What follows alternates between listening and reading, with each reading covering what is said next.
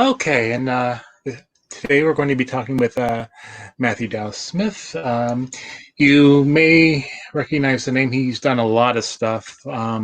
He's worked with DC, Image, IDW, Dark Horse.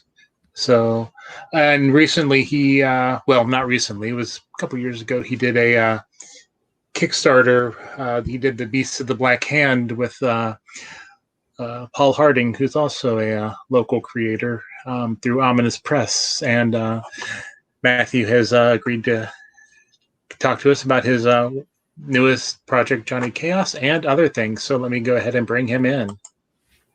Hey, good day. Hey, how's it going, Chad? How are things in your neck of the wood? Strange. Everything is Right. strange. Yeah. But Now you're in DC, correct? I'm in DC, yeah. Okay, yeah. Okay. Well, that's always strange, no matter what. No, yeah, it's always an interesting place to live. So, before we get into talking about the stuff you've done, how did you? Do you remember? I don't know if I asked you this the last time we talked, but how did you get into comics? Was there a certain comic that kind of inspired you to want to draw or write your own? Yeah, I mean, when I was a little kid, I mean, that was back in the days you still went down to your local drugstore and could buy comics on the spinner rack. And I mean, this was the early 80s. So I got a whopping 75 cents for allowance from my parents. And that was just enough to buy, back in those days, one comic, one piece of candy, and a Slurpee. So I used to go down to the little local drugstore, and I think the first comic I really bought with my own money was Legion of Superheroes number 283, I think it was, maybe 284. And that that was really kind of the start of it for me.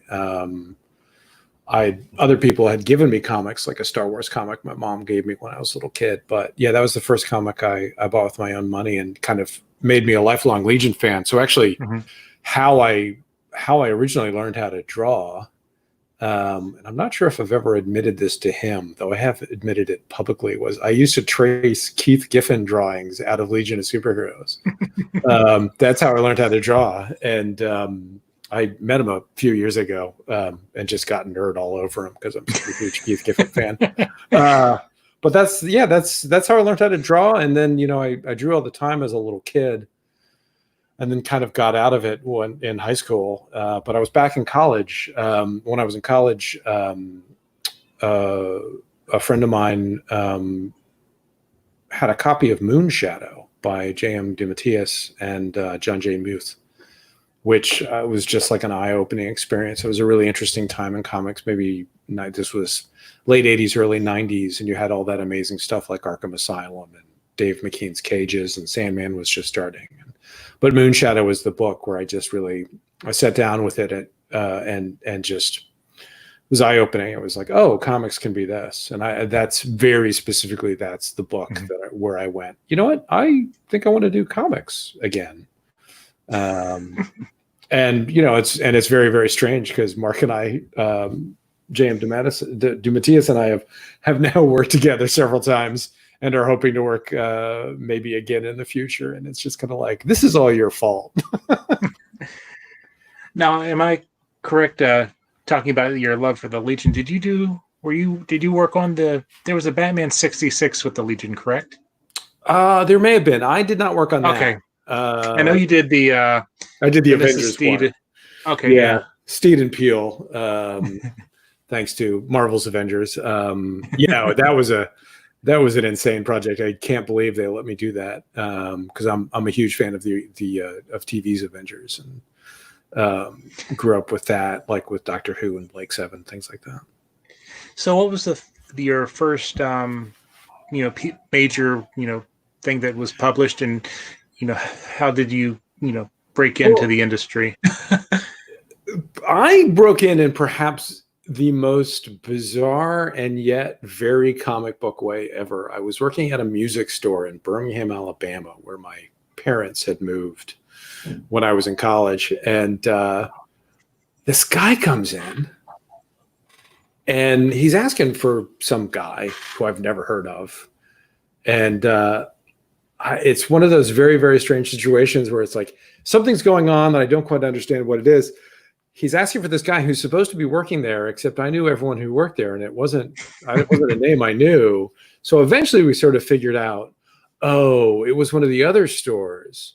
So I called over there, and the guy's like, oh, yeah, I'll be right over. I'll come meet him at your store. They're like, okay.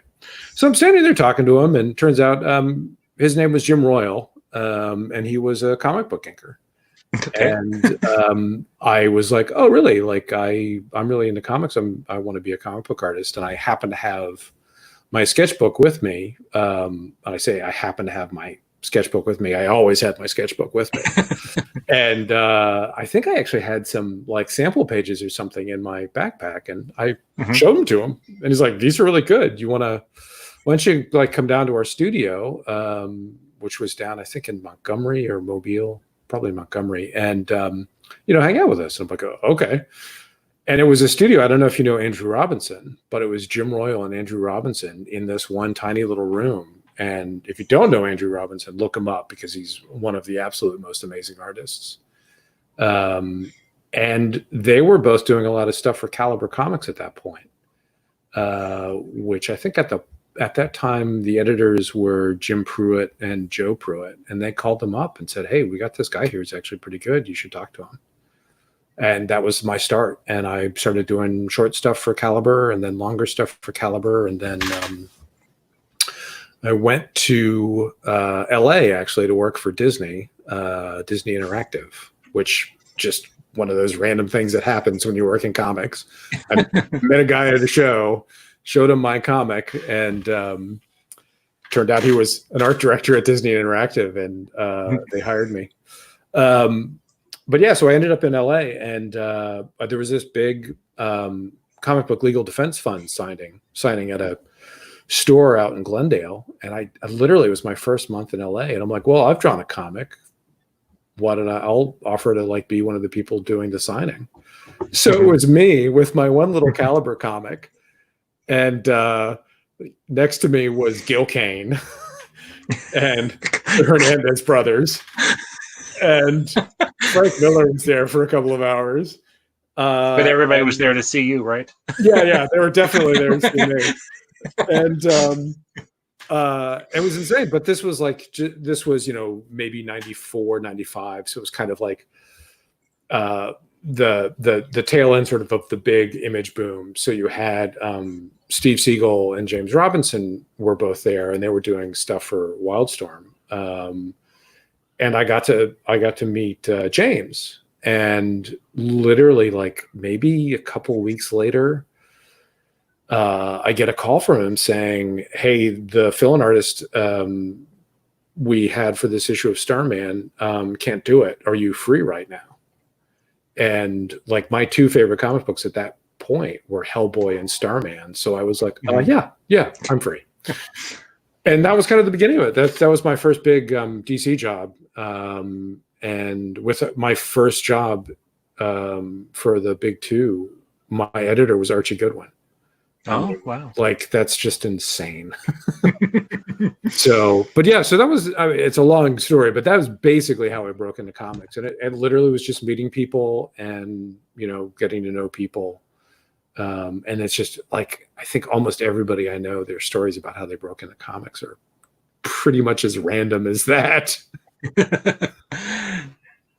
Well, so now a lot of the work that you do is more on the art side. Is that correct? Yeah, that's correct. It wasn't.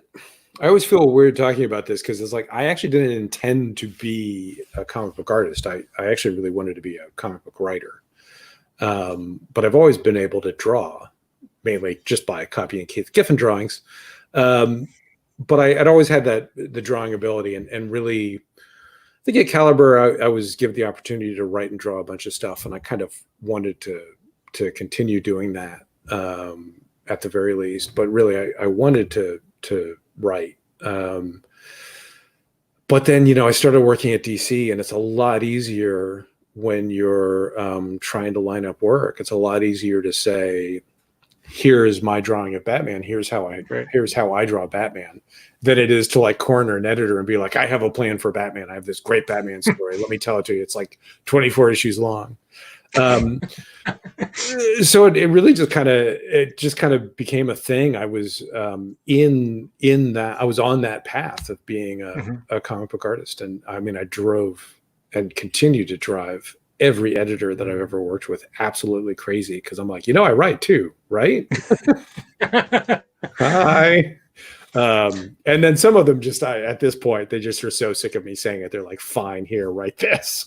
So is so Johnny Chaos, your weekly thing, that's not the first thing you wrote, right? Or no, that's not the first thing I wrote. I think just within the last year or so, I've written my first thing for DC. I got to write a Swamp Thing story that was for DC Digital. That was a tie-in to the Batman and Harley Quinn film they did, which was great. Okay. Yeah, which was a lot of fun. But it was like, my first DC assignment as a writer, and it's Swamp Thing, which is insane.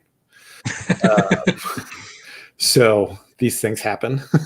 Yeah. But yeah, so most of what I've done has been art, but like I've got to write some X-Files stuff. Jody Hauser and I wrote an X-Files kids comic called X-Files Origins, which was a lot of fun, and I got to write a bunch of Doctor Who stuff, which is great because that's one of my favorite things in the world. Yeah, I was looking at the different do you have a favorite Doctor? As a lifelong Doctor Who fan, I literally have been a Doctor Who fan since 1977, and have a scarf, a Fourth Doctor scarf in my closet right now.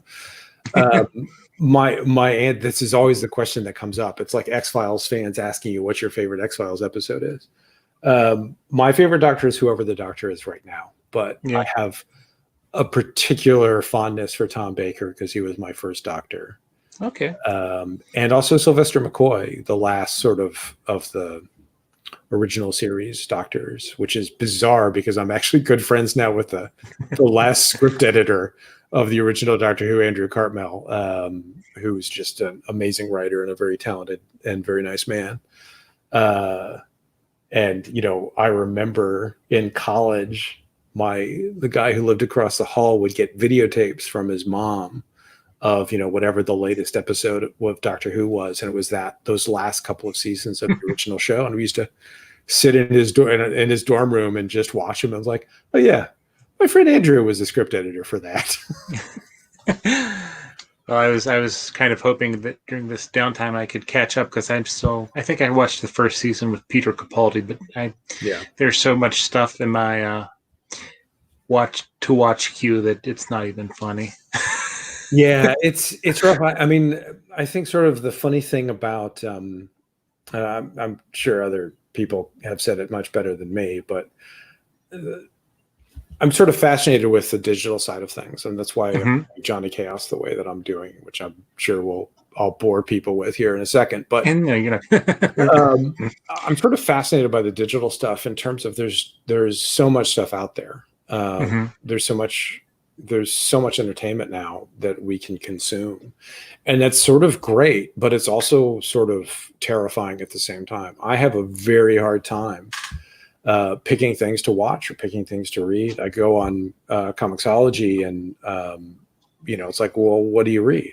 I tend to end up, particularly in periods like this where everything's so messed up and kind of uncertain, like you just find yourself reading this stuff that you've already read before because it brings you a certain amount of comfort.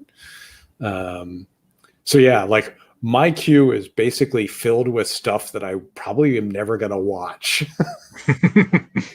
Oh, that looks kind of cool. I stick it in there. Nature shows, lots of nature shows.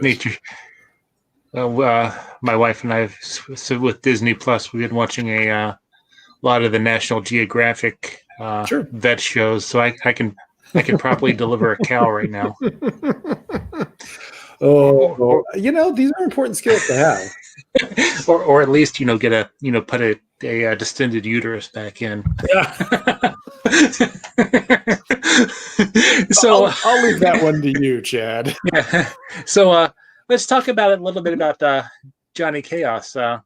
It's it's a digital comic series you're doing, writing and drawing. So what's the background for that? And just tell us about what inspired you to write, do this. Well, it's a very old story. It was actually something that I had originally come up with to do at Caliber back in the 90s. And believe it or not, it was something I had kind of created for Michael Gaydos to draw, who went on to co-create Jessica Jones with Brian Michael Bendis. It was sort of my sort of entry class of Caliber Comics was really interesting because it was just some absolutely amazing talents. It was, Brian Michael Bendis and David Mack, Mike Avon Oeming, Phil Hester was around, Guy Davis was still around, and Michael Gaydos and me and a bunch of other people. And it was just like an amazing group of people. And Michael and I got to be very good friends. And Michael kind of draws the way I always wanted to draw. I mean, he's just an amazingly talented illustrator. So I kept like coming up with things for us to do together, but he ended up on what was then called Alias, with Jessica Jones. And so we never really quite were able to make our schedules line up. So I created this for him. And then I made a couple of other attempts to do it. But really it's so hard, in comics. I mean, we're working professionals. You have to do stuff that has paychecks attached to it, and keep a roof over your head. So I never really was able to just sit and focus and do something on my own, and not really have to worry about whether it brings in any money or not. So the COVID-19 shutdown came, and Diamond announced that they weren't going to be distributing comics for the foreseeable future. And my immediate reaction was like, oh, I should just do something and post it on Twitter or post it on social media, just like so people have new comics. And I'll figure out like how to monetize it later. Which, it's a brilliant idea. Do something for free. So I started out, actually, I did a couple of little short stories, little autobiographical short stories, which again is something that I had done at Caliber in their Negative Burn anthology. Those went over really, really well. And I started sort of thinking, well, this format works great. Designing pages specifically for a tweet. I mean, you can only do 4 images in a single tweet. So, I started thinking about, well, if you serialized a story, how would that work on Twitter? So you do 4-page chapters. How do you tell a story in 4 pages? How do you tell a satisfying chapter in 4 pages? So it kind of, there's that part of the creative brain that is kind of like a little mathematician sitting with an abacus going, ooh, look at all the different combinations. So they're really interesting. It was a fun challenge. And those short stories the response to the short stories was so strong that I basically was like, well, I'm definitely going to have to do more of this stuff. So I basically just was like, well, what am I going to do? And immediately thought of Johnny Chaos, that it was like the perfect story to tell in this sort of strange, new format. And, it's the response to it's been absolutely amazing so far. It just absolutely knocked me out. Now I just need to figure out that whole monetizing it part. Working on that.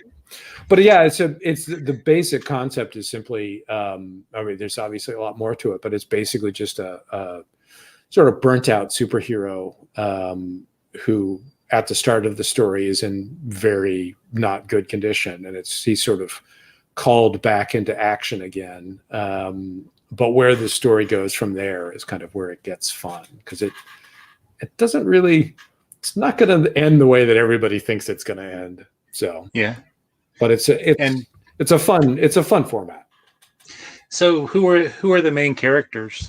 The main character is Johnny Chaos, whose real name is Johnny Kowalski, who it was sort of a classic superhero setup where there was an accident in his father's lab, and suddenly he can generate massive amounts of energy. And then you have the mysterious director of the organization that's basically took Johnny in after a mysterious event, and you sort of find out over the course of the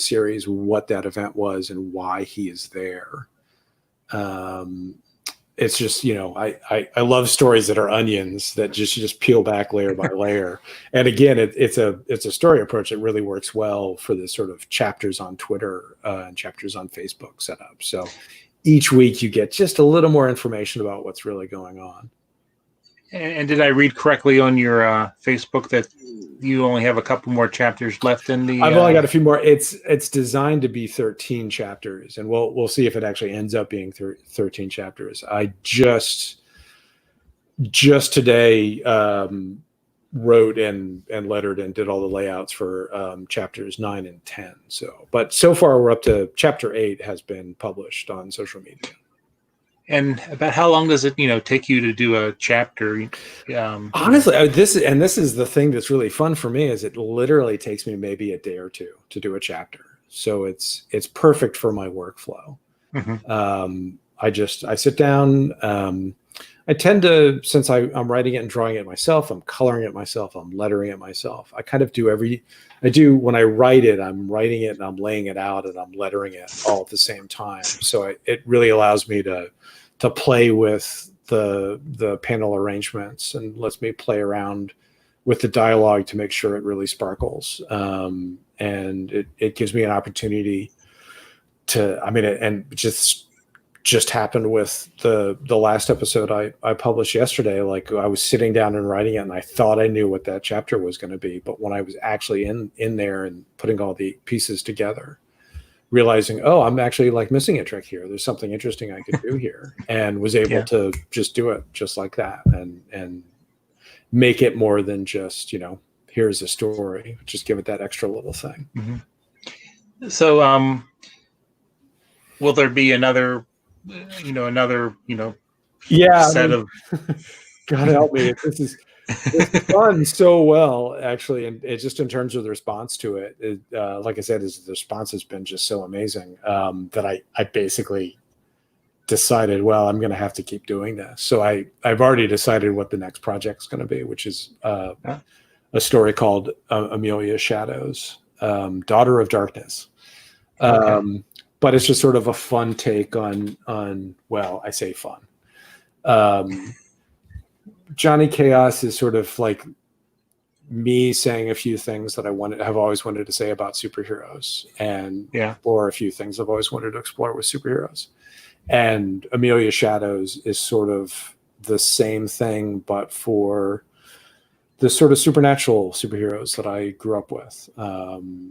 Doctor Strange and Zatanna and Dr. Occult and Dr. Fate. I mean, I love all those characters. So this was AMELIA Shadows is going to be a similar thing. But the really dangerous thing is that AMELIA Shadows is going to be ongoing. I'm gonna continue to do that. I'm going to continue to do that weekly. So, and that starts at the beginning of September.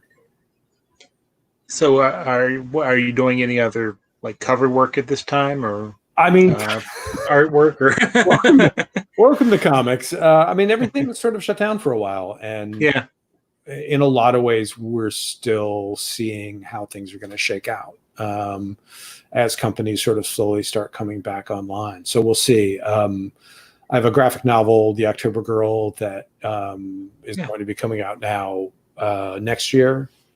There may be an announcement about Beast of the Black Hand very, very soon. I'm not able to talk about. There's lots of little things kind of going on. But the industry is still in a funny way, still kind of in a wait and see pattern, and seeing kind of how things are going to come together on the other side of this. I think there's also the monkey wrench of the DC news. Which is interesting. I mean, I'm maybe not as pessimistic about it as some people I've seen online. It's just like with everything else in comics, it'll be interesting to see how it plays out and see how that affects the industry. We had comic book people like every 5 minutes since I've been in comics have been like, oh, that's the end of the industry. But I've been in the industry now for 26, 27 years. So slow death. It's a slow death. It's a really slow death.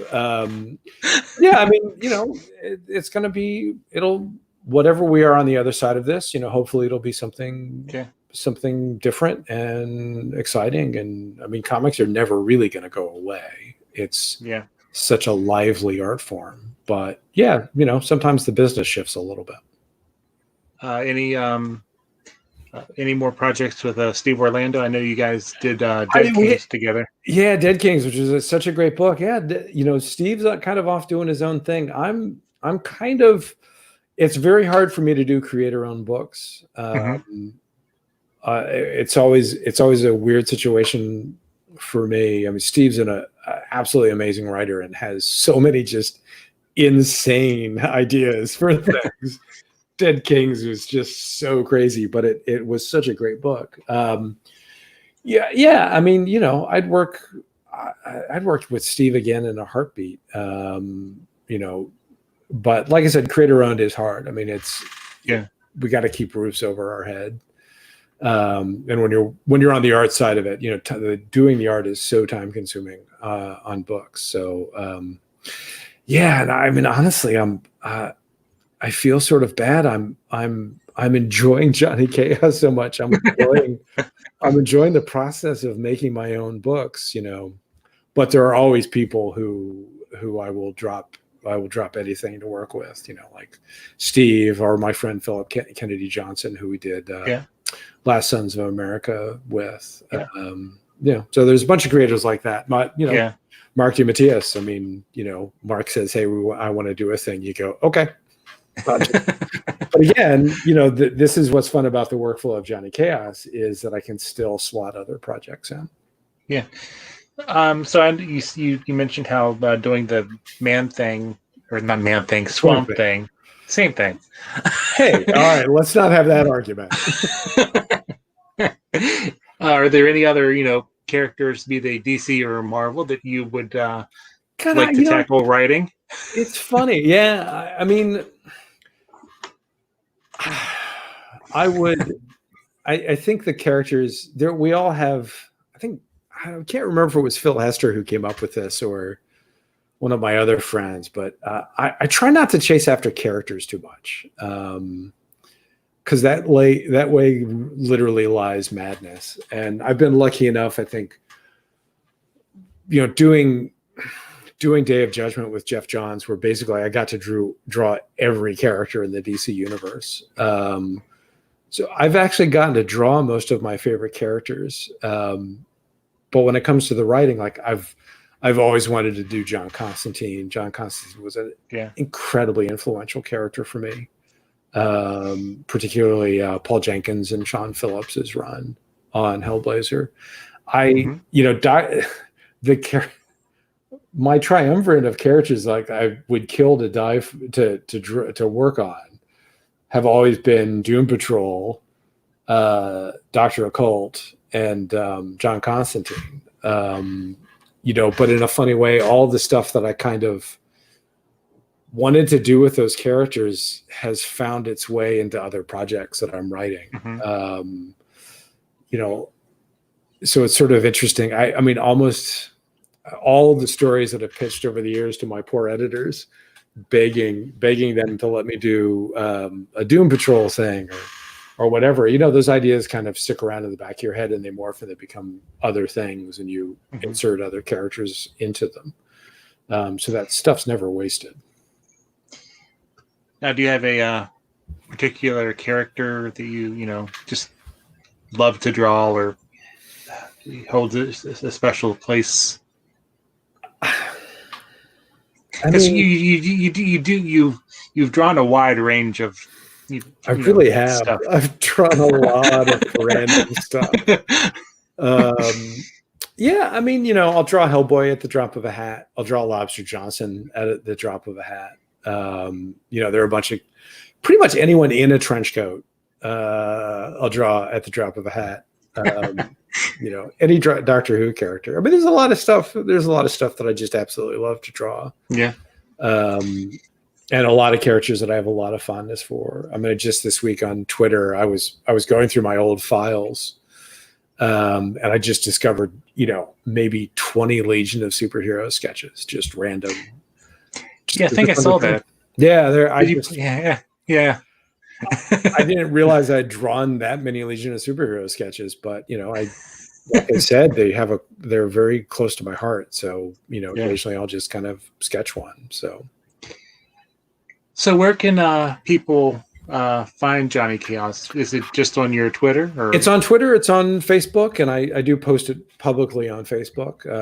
Okay. But I set up a Patreon, which the address of which totally escapes me at the moment. I think that's all right. You can. What's that? You can send it to me, and I'll put it in the show links. But I think it's literally just patreon.com/Matthew Dow Smith. Okay. Where I'm posting, I post stuff like a day early. It's free on Twitter and Facebook, and I post a new chapter every Wednesday morning. And anyone who wants to read it can just come and read it, and hopefully comment and like it.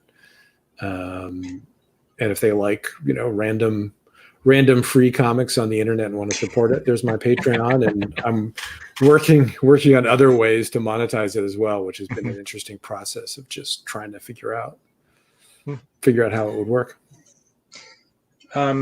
So with obviously convention season probably a bust for at least this year. Yeah, it's looking like it. Yeah, I know we were talking before we started about the show here in Albany, which got pushed back to November. Would you mind, sharing any thoughts you have? I mean, if you don't want to, that's fine, because I know it can be. Conventions it's so funny. I mean, conventions we're always so careful about germs and stuff at conventions because they're really just petri dishes. But we love them. Conventions are such an important part of what we do, and meeting fans, and getting to talk with other professionals, and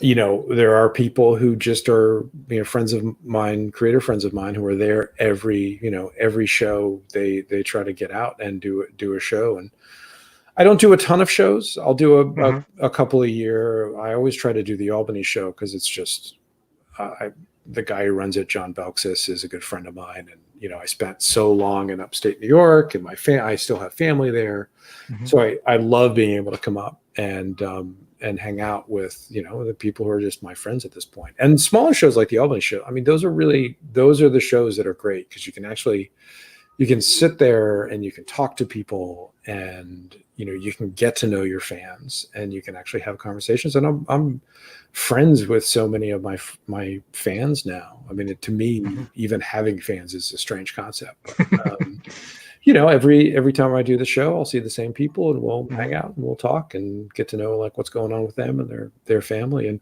And you can have a legitimate conversation. Whereas the larger shows like San Diego or New York Comic-Con now, I mean, it's just a wall of stuff and a wall of people. And I did the last New York Comic-Con, which was great. We were publicizing a book I did at Dark Horse called Bad Luck Chuck with my friend Lee Le Guin. And it was great. And, we were like guests of Dark Horse, and we, got this amazing treatment. But you sort of are just walking around in a daze because you just met 100 people and signed 100 books. Oh, yeah. When I'm there, it's running back and forth, trying to, get interviews or trying not to disturb, creators, sure. But, getting interviews with them. But it's like, if you're busy, I'll, come back. And we're always busy. And you're always busy. Yeah. There's always something going on. So what's the strangest thing somebody's ever asked you to draw, at a convention? Well, the funny thing is I actually don't sketch at conventions. Oh, you don't? Well, yeah, which I get yelled at for a lot because it is, it's a very good way for, artists. It's a very precarious way to make a living, and it's a good way for artists to make a little money. But I don't do a lot of sketching at shows because I don't like people watching me while I'm drawing. My friend, Tom Rainey, or my friend Mike McCone, they sit and they do these amazing, full color paintings at their table. And I'm just like, wow. when I try to sketch at shows, it's it looks like a fourth grader drew it with a crayon. But my favorite thing, I think probably anybody has ever asked me to draw at a show, and it's one of the rare times where it's like, okay, I will actually, I'll draw that. Just give me a second. Was Captain Carrot. Do you remember Captain Carrot and the Amazing Zoo Crew? Oh, that's one of the series that I have been trying to collect all the issues so I can bind them. Yeah, I mean, I remember that when I was a kid. It was just such a strange concept, but it was so awesome. So yeah, so it's basically like, yes, I will draw Captain Carrot for you. I'm not saying it was a good Captain Carrot, but it was Captain Carrot.